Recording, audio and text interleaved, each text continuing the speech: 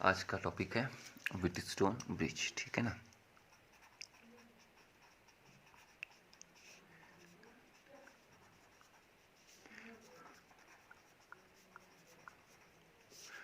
Wheatstone bridge, Kirchhoff's law हम लोगों ने पढ़े थे। फर्स्ट लॉ सेकेंड लॉ दोनों पढ़ा था। फर्स्ट लॉ सेकेंड लॉ पढ़ने के बाद हम उसके एप्लीकेशंस भी किए थे, शायद आप सीखे होंगे। आज का टॉपिक व्हीटस्टोन ब्रिज है, ठीक है। Wheatstone bridge, bridge means electric sales, resistances की गैल्वेनोमीटर या कोई भी इलेक्ट्रिकल सर्किट, एक अरेंजमेंट, एक पर्टिकुलर अरेंजमेंट, ठीक है, जहाँ पर रेजिस्टेंसेस या फिर सेल या गैल्वेनोमीटर किसी एक पर्टिकुलर अरेंजमेंट में जुड़े होते हैं, उसको हम लोग ब्रिज कहते हैं। तो इसी टाइप का एक अरेंजमेंट हमको व्हीटस्टोन ने बताया था, जिनके नाम पर ही व्हीटस्टोन ब्रिज पड़ा, ठीक है। तो व्हीटस्टोन ब्रिज में क्या होता है कि एक क्वाड्रिलेटर होता है, ठीक है ना। इस क्वाड्रिलेटर की 4 साइड्स हैं। तो इन 4 साइड को हम लोग 4 रेजिस्टेंस रिप्रेजेंट करते हैं। मान लीजिए एक रेजिस्टेंस ये है, एक रेजिस्टेंस ये रहा 2, एक रेजिस्टेंस 3 और एक 4। तो किसी क्वाड्रिलेटर की 4 साइड को हमने 4 रेजिस्टेंस से रिप्रेजेंट किया, इसको हम नाम देते हैं P Q R S, ठीक है ना। 4 साइड्स को हमने 4 रेजिस्टेंस से रिप्रेजेंट किया, नाम देते हैं A B C D। 2 diagonal, एक AC और एक BD। एक डायगोनल के अक्रॉस हम लोग जोड़ेंगे गैल्वेनोमीटर विथ की, और दूसरे डायगोनल के अक्रॉस हम लोग जोड़ेंगे एक बैटरी या सेल विथ की। तो this arrangement, this particular arrangement is called Wheatstone bridge. इस पर्टिकुलर अरेंजमेंट को ही हम लोग व्हीटस्टोन ब्रिज यहाँ पर कहने वाले हैं। तो एक डायगोनल के अक्रॉस हमने क्या जोड़े देखे थे, एक डायगोनल यहाँ पर जो BD है, इसके अक्रॉस हम लोग जोड़ देते हैं एक गैल्वेनोमीटर। गैल्वेनोमीटर को किस जोड़ देते हैं, की के साथ, ठीक है ना। और दूसरा डायगोनल हमारा है AC। इस AC को हम लोग जोड़ देते हैं एक बैटरी से। तो इसको हम लोगों ने जोड़ दिया एक बैटरी से या सेल से विथ की, ठीक है ना। तो this arrangement is called Wheatstone bridge. This particular arrangement of resistance, galvanometer, battery और की इज कॉल्ड व्हीटस्टोन ब्रिज। तो what is Wheatstone bridge? Wheatstone bridge just an arrangement of resistances, galvanometer and battery with keys, जो भी है, जहाँ पे if 4 resistances are represented by 4 sides of a quadrilater, across one diagonal we are connect a galvanometer with key, and another diagonal we are connect a battery with key. So such arrangement is called Wheatstone bridge. If both the keys K1 and K2, अगर दोनों ही keys on हो and galvanometer shows no deflection. अब galvanometer में कब deflection नहीं आएगा, जब गैल्वेनोमीटर में कोई भी करंट फ्लो नहीं होगा। गैल्वेनोमीटर में कब करंट फ्लो नहीं होगा, जब B का पोटेंशियल D के पोटेंशियल के एग्जैक्टली सेम होगा। तो उस केस में हमारा गैल्वेनोमीटर कोई भी डिफ्लेक्शन शो नहीं करेगा। और in this condition, in this situation we say that the bridge is in balanced condition. तो इस केस में जो हमारा ब्रिज है वो हमारा बैलेंस कंडीशन में है। तो व्हाट इज व्हीटस्टोन ब्रिज? तो Wheatstone bridge just an arrangement जहाँ पर किसी क्वाड्रिलेटर की 4 साइड को हम 4 रेजिस्टेंस से रिप्रेजेंट करते हैं। Across one diagonal we are connected battery with key, and another diagonal we are connected galvanometer with key. So such arrangement is called Wheatstone bridge if both the keys are on and galvanometer shows no deflection. In this condition we say is that the bridge is in balanced condition, ठीक है। अब ये कब galvanometer deflection show नहीं करेगा, जब B का और D का हमारा पोटेंशियल सेम होगा। देखिए A पॉइंट पर कुछ पोटेंशियल है, मान लीजिए 10 वोल्ट का मान लेते हैं, ठीक है ना। तो यहाँ से करंट आई आया, किरचॉफ फर्स्ट लॉ लगाते हैं।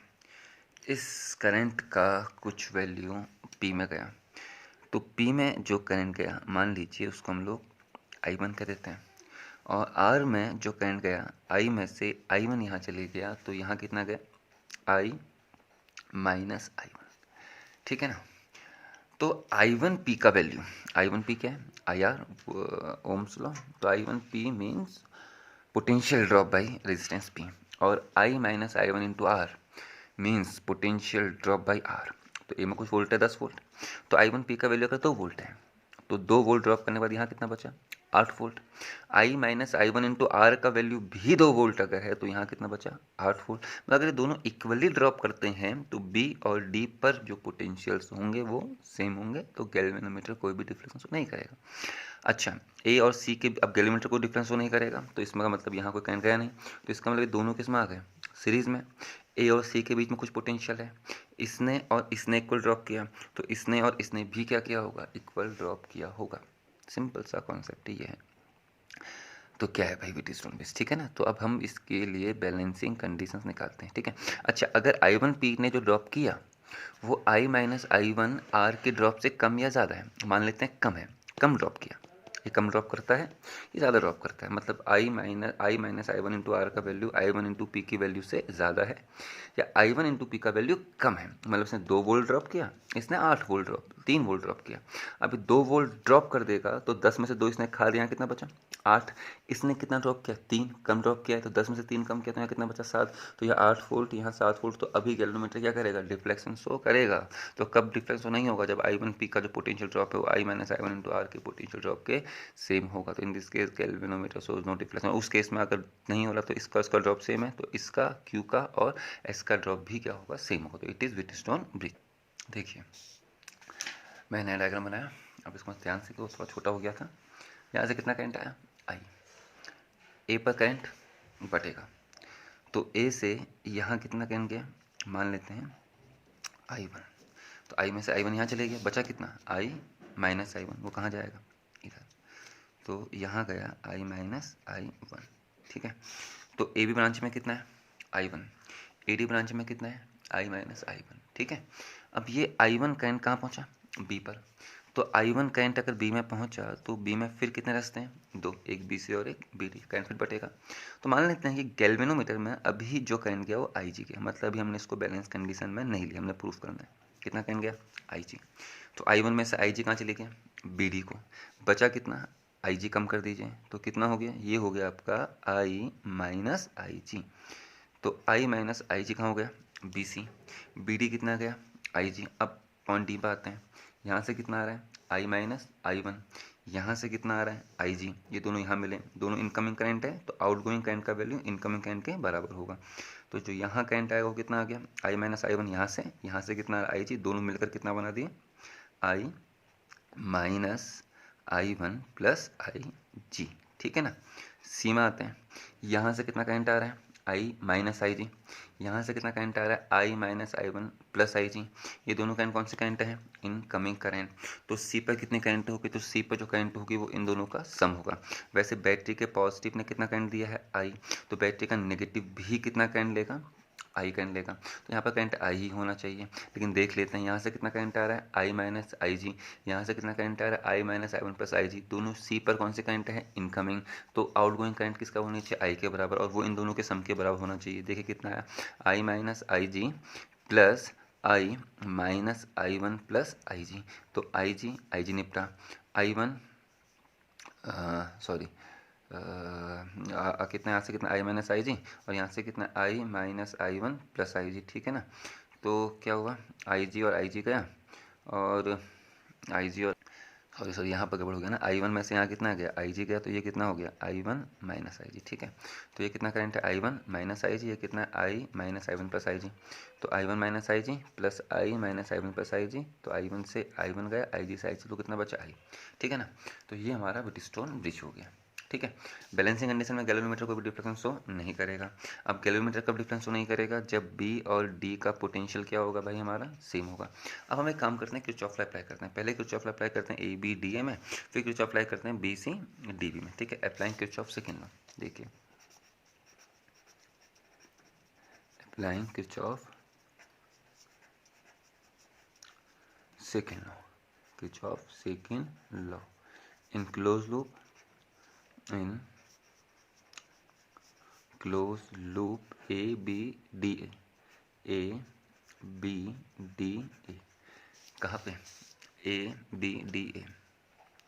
तो यहाँ पर हम लोग किरचॉफ सेकंड लॉ लगाते हैं। क्या था Kirchhoff second law, sigma E is equal to sigma I R, ठीक है ना। तो कहाँ पहले A से बी, फिर बी से डी, फिर डी से ए। तो इस क्लोज लूप में कितनी ब्रांच बनी है? एक ए टू बी, एक बी टू डी, एक डी टू ए। तो इन सभी ब्रांच में पहले हम लोग क्या ढूंढेंगे? सेल। ए बी में कोई सेल है? नहीं, जीरो। बी से डी, ए से बी में कोई सेल? ए से बी में कोई सेल नहीं है। बी से डी में भी कोई सेल नहीं है। डी से ए में भी कोई सेल नहीं है, जीरो। अब क्या ढूंढेंगे? I R. A to B जिन ब्रांचेस में सेल्स ढूंढे उन्हीं ब्रांचेस में अब हम लोग करंट और रेजिस्टेंस का प्रोडक्ट ढूंढेंगे। तो ए बी में कितना करंट है? I one. रेजिस्टेंस कितना है? पी। हम कहाँ से कहाँ को गए? A to B. Current I one, resistance P, तो प्रोडक्ट कितना है? I one into P. अब हम लोग ए टू बी गए, current B A to B आ रहा है तो पॉजिटिव लेंगे। बी टू डी, अब बी टू डी में करंट तो है, आपने कहा सर रेजिस्टेंस तो नहीं है, लेकिन गैल्वेनोमीटर जुड़ा है ना। तो गैल्वेनोमीटर हम लोग तीसरे यूनिट में पढ़ेंगे। तो वहाँ पे पहली बात क्या है कि गैल्वेनोमीटर के अंदर एक कॉइल होती है, एक नॉन मैग्नेटिक मेटेलिक फ्रेम होता है जिसके ऊपर बहुत सारे कॉपर की वायरिंग के बहुत सारे फेरे होते हैं। तो उन फेरों का कुछ ना कुछ रेजिस्टेंस काउंट होता है और अच्छा खासा रेजिस्टेंस उसका हो जाता है। तो जी उसी गैल्वेनोमीटर के रेजिस्टेंस को रिप्रेजेंट कर, जी यहाँ पर गैल्वेनोमीटर है और इसी गैल्वेनोमीटर के रेजिस्टेंस को मैं जी से ही रिप्रेजेंट कर लेता हूँ। मतलब इसका रेजिस्टेंस जी है, इसका अच्छा खासा रेजिस्टेंस होता है, ठीक है ना। गैल्वेनोमीटर के साथ जब हम सीरीज में रेजिस्टेंस जोड़ते हैं तो वोल्टमीटर बन जाता है। गैल्वेनोमीटर के साथ जब पैरेलल में हम लोग शंट या बहुत छोटा रेजिस्टेंस जोड़ते हैं तो वो एमीटर बन जाता है। तो यहाँ पे जस्ट गैल्वेनोमीटर है, मतलब इसका अपना रेजिस्टेंस है, ठीक है। तो कितना करंट आया? आई जी। रेजिस्टेंस कितना है? जी। हम लोग कहाँ से कहाँ गए हैं? B to D. करंट भी कहाँ को आ रहा है? B to D. तो प्रोडक्ट कितना होगा जी हमारा? Plus I G into G. कौन सी ब्रांच में? B to D. अब कहाँ जाएंगे? D to A. D to A में करंट है आई minus I one.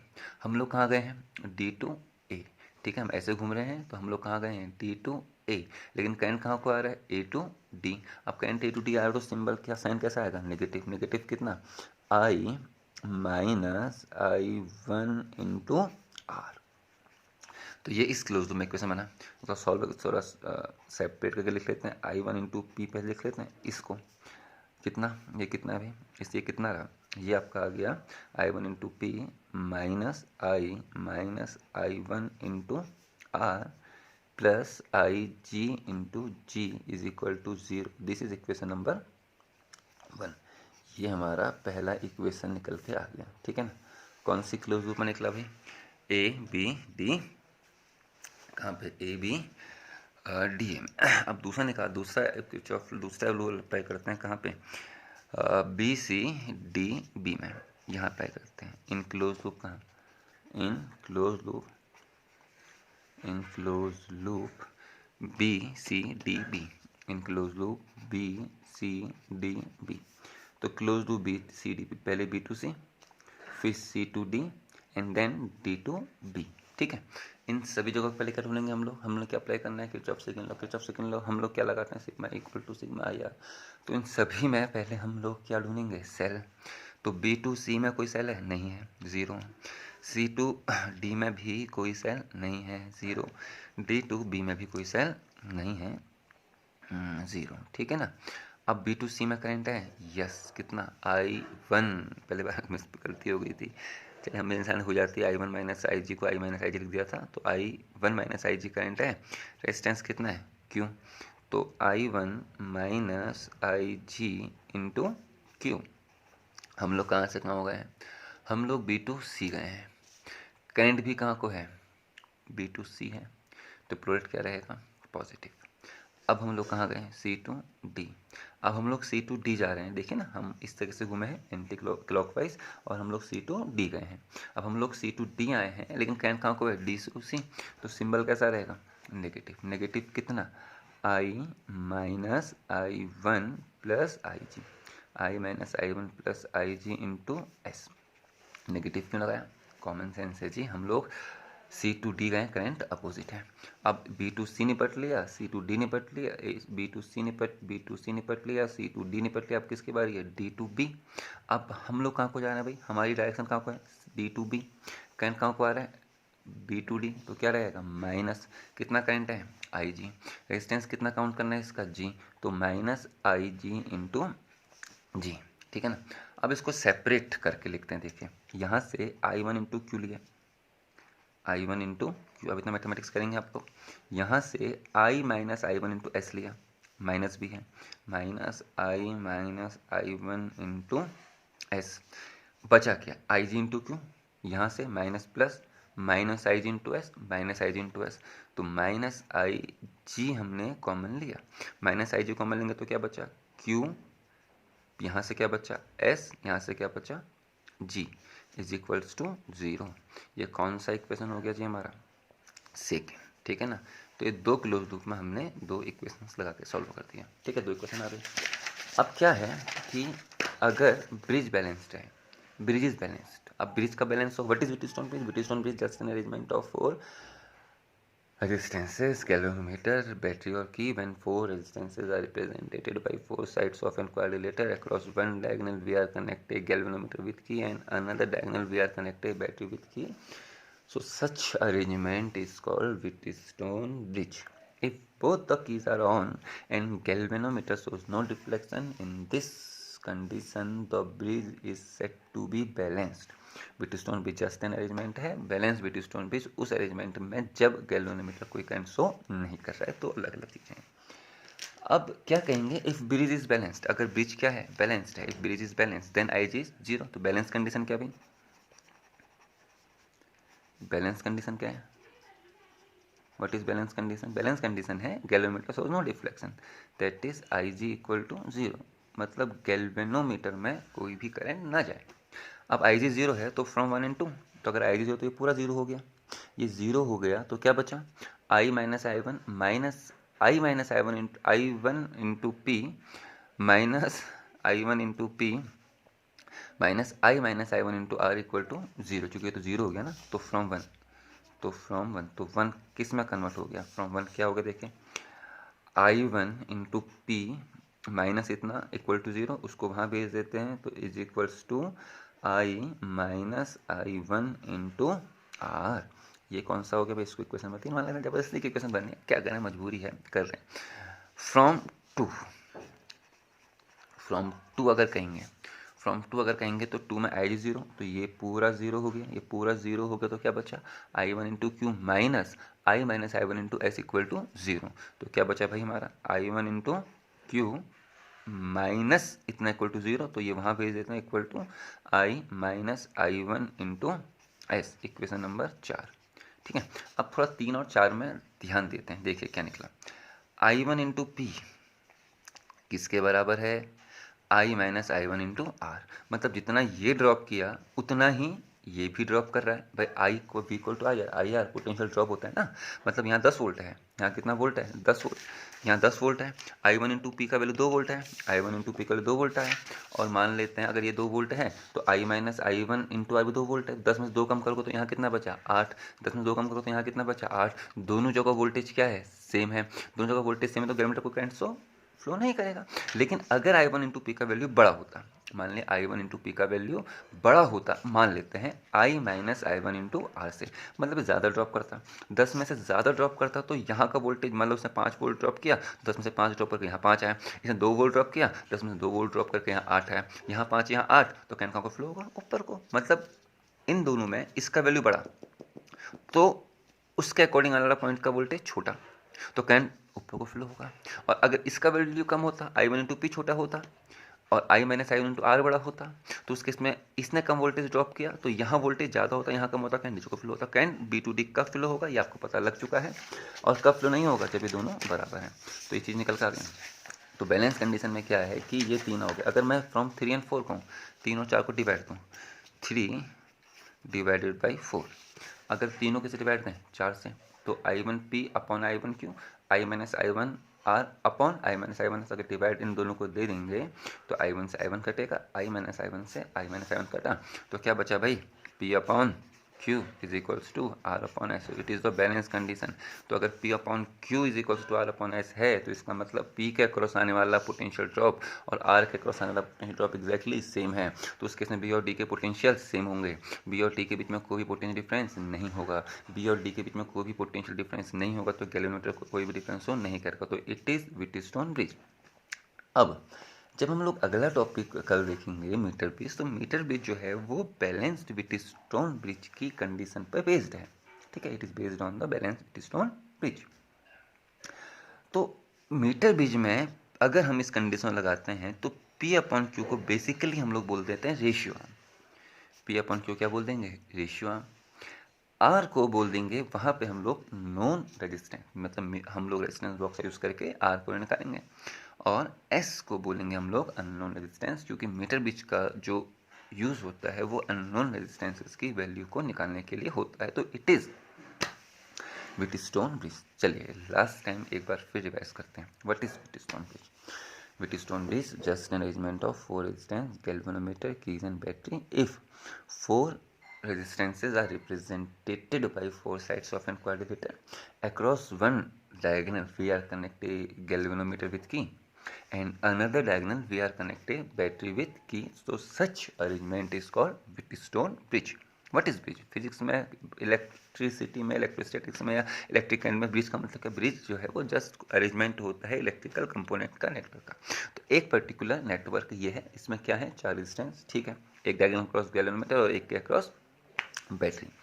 If both the keys are on, और कीज ऑन करते समय ध्यान दिया जाता है K1 पहले ऑन करते हैं और K2 को बाद में ऑन किया जाता है, ठीक है ना, क्योंकि यहाँ पे हमारा इंड्यूस्ड करंट हम लोग आगे जाके पढ़ेंगे उसका जिक्र होगा। तो पहले K1 होगा फिर K2 ऑन करेंगे। मतलब ये क्यों कर रहे हैं ये हम लोग आगे पढ़ेंगे जब हम लोग इंडक्शन पढ़ेंगे, इलेक्ट्रिक इंडक्शन पढ़ेंगे चौथी यूनिट में। तो पहले K1 ऑन करेंगे फिर K2, लेकिन अभी इसको सीखिए, ठीक है ना। ये हो गया, ये both the keys are on and galvanometer shows no deflection, in this case bridge is balance. तो गैल्वेनोमीटर का डिफरेंस नहीं करेगा जब B और D का पोटेंशियल सेम होगा। B और D का पोटेंशियल सेम होगा तो I1P एग्जैक्ट I-1P का वैल्यू इसके बराबर होगा, और I1 minus IG into Q का मतलब I minus I1 into R का वैल्यू जो होगा वो आपका किसके बराबर होगा, I minus I1 into S का जो वैल्यू होगा वो किसके बराबर होगा, I1 इंटू Q के बराबर, ठीक है। तो in this condition bridge is said to be balance, ठीक है ना। करंट कितना है, I, ए पे कितना है, I, ऊपर को कितना गया, I1, बचा कितना, I माइनस I1, कहाँ हो गया, नीचे को। I1 कहाँ पहुँचा, B में, B में फिर क्या होगा, दो रास्ते हैं, टूटेगा। तो गैल्वेनोमीटर का भी हमने बैलेंस नहीं लिया, हम बैलेंस मानेंगे। तो यहाँ कितना करंट गया, IG, अगर यहाँ IG गया तो I1 में से IG कम हो गया, तो बचा कितना, I1 माइनस IG। तो Q में कितना गया, I1 माइनस IG। यहाँ कितना आया, IG, यहाँ से कितना आया, I माइनस I1, दोनों कहाँ मिले, D पर, तो कितना आ गया, I minus I1 plus IG, I minus I1 plus IG आया। यहाँ से कितना आ रहा है, I minus I1 plus IG, यहाँ से कितना आ रहा है, I1 माइनस IG, दोनों को जोड़िए तो I1 और IG और माइनस IG कट के कितना बचा, I। तो बैटरी जितना करंट दिया था उतना करंट आया। एक बार किरचॉफ सेकंड लॉ इस लूप में अप्लाई किया, एक बार किरचॉफ सेकंड लॉ इस लूप में अप्लाई किया, ठीक है। तो पहले वाली लूप में अप्लाई करने के बाद इक्वेशन ये बनी, दूसरे वाली लूप में अप्लाई करने के बाद इक्वेशन ये बनी। तो ये कंडीशन नॉर्मल कंडीशन है, यहाँ पर ब्रिज बैलेंस नहीं है। अगर ब्रिज बैलेंस्ड होगा तो गैल्वेनोमीटर डिफरेंस शो नहीं करेगा। गैल्वेनोमीटर कब डिफरेंस शो नहीं करेगा, जब गैल्वेनोमीटर में कोई भी करंट नहीं जाएगी। तो उस केस में IG कितना होगा, 0। तो इन बैलेंस कंडीशन IG 0, अगर IG 0 हो गया तो इतना इक्वल टू 0, तो I1 minus P equal to I minus I1 into R, I1 into P equal to I minus I1 into R। और यहाँ पर अगर IG 0 होगा तो ये पूरा 0 हो गया, तो I1 into Q is equals to I minus I1 into S, ठीक है। दो आ गए, इन दोनों को कट के डिवाइड दिया तो P upon Q equal to R upon S। तो इट इज़ बैलेंस्ड कंडीशन। इन दोनों का क्रॉस ड्रॉप क्या होना चाहिए, सेम। अगर इसका ड्रॉप ज़्यादा है, इसका ड्रॉप कम है तो करंट ऊपर से नीचे को फ्लो होगी, इसका ड्रॉप कम है, इसका ड्रॉप ज़्यादा है तो करंट D से B को फ्लो होगी। दोनों के ड्रॉप सेम है तो करंट फ्लो नहीं होगी। मीटर ब्रिज में अगर हम लोग जाएंगे तो P अपन Q को बेसिकली हम लोग कौन सी आर्म कहेंगे, रेशियो आर्म कहेंगे। मीटर ब्रिज में R क्या कहलाएगा, नॉन रेजिस्टेंस, S क्या कहलाएगा, unknown resistance. It is bridge, metre bridge, sorry Wheatstone bridge, ठीक है ना। अच्छा, अगर ये बैलेंस, अच्छा इमेजिन करते हैं कि अगर हमको कोई सवाल दिया इस तरीके से, ठीक है ना, इसको हल्का सा हिंट ले लेते हैं। एक रेजिस्टेंस ये है, एक रेजिस्टेंस ये है, एक रेजिस्टेंस ये है, एक रेजिस्टेंस ये है, और यहाँ पर एक रेजिस्टेंस और लगा दिया, ठीक है ना। इस तरीके से देखते हैं, ये 2, ये 4, ये 4, ये 8, ये 3, और हमसे पूछा कि find the effective resistance between A and B. ये 2 ओम, ये 4 ओम, ये 4 ओम और ये 8 ओम। तो हमने कुछ चेक नहीं करना है, हमने क्या चेक करना है कि P/Q is equal to R/S है या नहीं है।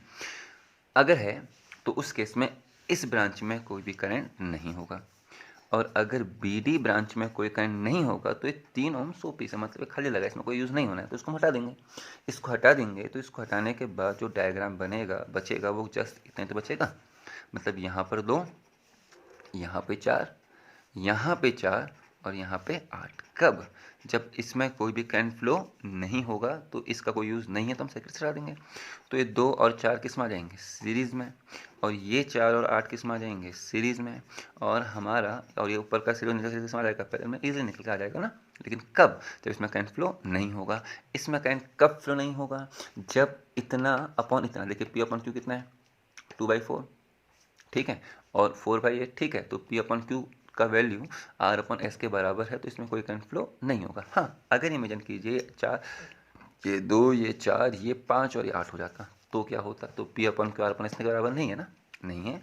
तो इस केस में इफेक्टिव रेजिस्टेंस का करंट निकालने के लिए फिर हमको किरचॉफ्स लॉ या करना पड़ता है, अप्लाई करना पड़ता है, जो कि उस केस में 3 ओम के रजिस्टर में कुछ ना कुछ करंट जाता है। अब वो B to D जाएगा, D to B जाएगा, वो अलग बात है ना। तो कुछ ना कुछ करंट यहाँ पे जरूर फ्लो होगा। तो उस केस में आप इसको नहीं हटाओगे। कब नहीं हटाओगे? जब P/Q R/S के बराबर नहीं होगा। तो उस समय से सॉल्व होगा। उस समय किस तरह सॉल्व करेंगे? किरचॉफ सेकंड लॉ अप्लाई करके। तो ये हो गया हमारा आज का टॉपिक, व्हीटस्टोन ब्रिज, ठीक है ना। चलिए, थैंक यू।